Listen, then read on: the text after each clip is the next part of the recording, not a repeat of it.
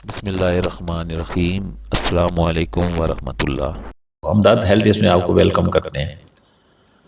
आज एक नई वीडियो के साथ हाज़िर हुए हैं। मुलट्ठी क्या है, मुलट्ठी का तारुफ, उसका इस्तेमाल, उसकी ग़िज़ाइयत और उसके फ़वाइद आज की इस वीडियो में हम जानेंगे। मुलट्ठी का नाम तो आपने सुना होगा, लेकिन शायद मालूम ना हो कि ये असल में है क्या, जिसका जिक्र अक्सर घरों में बड़े बुज़ुर्ग ही करते रहते हैं। आज हम आपको बताने जा रहे हैं कि मुलट्ठी के बारे में ऐसे हक़ाइक़ और फ़वाइद और इस्तेमालात जो हमारा जानना यकीनन ज़रूरी है। मुलट्ठी एक जड़ी बूटी है जो कि ज़्यादातर दवाइयों में इस्तेमाल की जाती है और हमारे कुछ खानों में भी इसका इस्तेमाल किया जाता है। आपको जानकर हैरानी होगी कि फ़िरौन जो बादशाह गुज़रा है काफ़रों में, जब वो बीमार पड़ता था तो वो भी मुलट्ठी का इस्तेमाल करता था। ये कुदरती तौर पर दरख्तों से हासिल होती है और इसको काट कर सुखा कर इस्तेमाल में लाया जाता है। मुलट्ठी में क्या क्या ग़िज़ाइयत हैं? मुलट्ठी में 35 gram calories, 0 gram fat, 7 gram sodium, 13 gram carbohydrate,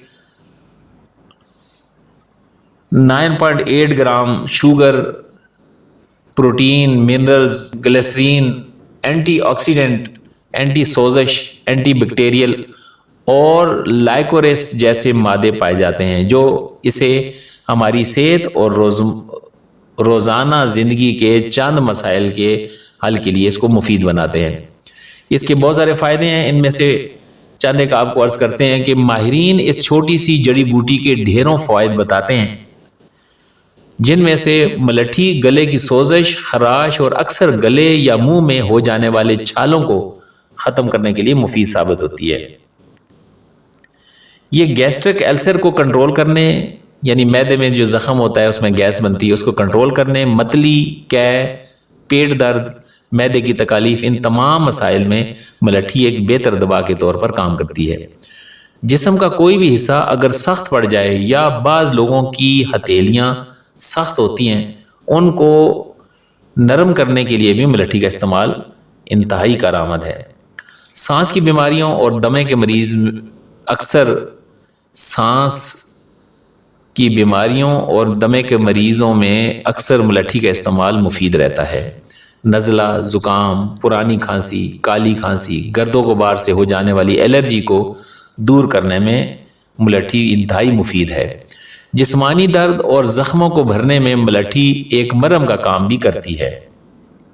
जिस्म में क़ुव्वत, तवानाई और बीनाई को बढ़ाने में भी मुलट्ठी फ़ायदेमंद है। बालों को सियाह रखने, गंजपन, खुश्की का खात्मा, जुओं से निजात, लंबा, घना और खूबसूरत बनाने से लेकर बालों को गिरने से बचाने में मदद देती है।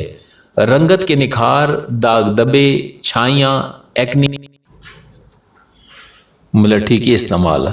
मुलट्ठी को दूध और ज़ाफ़रान के साथ मिलाकर पेस्ट बनाएं और बालों में लगाएं। इससे गंजपन और खुश्की ख़त्म हो सकती है। सांस के मर्ज़ में इसको पीस कर पाउडर बना लें और रोज़ाना सोते वक्त 1 चम्मच पानी के साथ फाँक लें। बालों की जुओं से निजात चाहते हैं तो तारा मीरा के तेल में मुलट्ठी का पाउडर मिक्स करके लगाने से फ़ायदा होगा।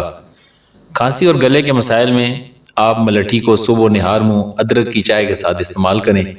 कील, मुआसे और एक्जिमा के मरीज़ मुलट्ठी का अर्क पीने और चेहरे पर लगाने से खासा फ़ायदा उठा सकते हैं। ब्लैक हेड्स को ख़त्म करने के लिए आप मुलट्ठी के पाउडर को पुदीने के पानी में मिक्स करके चेहरे पर लगाएं और खुश्क होने पर मलमल के कपड़े की मदद से ब्लैक हेड्स निकालें। इस तरह जल्द ही साफ़ हो जाएगी।